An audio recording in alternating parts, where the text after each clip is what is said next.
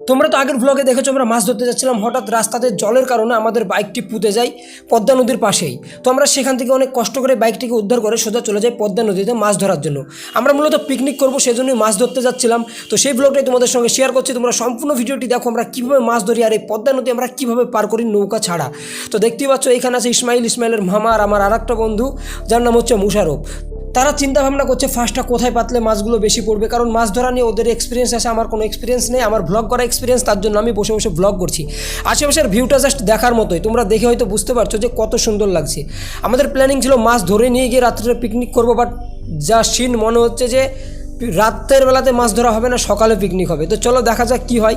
দেখতেই পাচ্ছ নদীর জলটা একদম জাস্ট ওয়াও লাগছে, এখানে অনেক পাট ডুবিয়েছে, তারপরেও নদীটা অনেক টলটল করছে জলটা।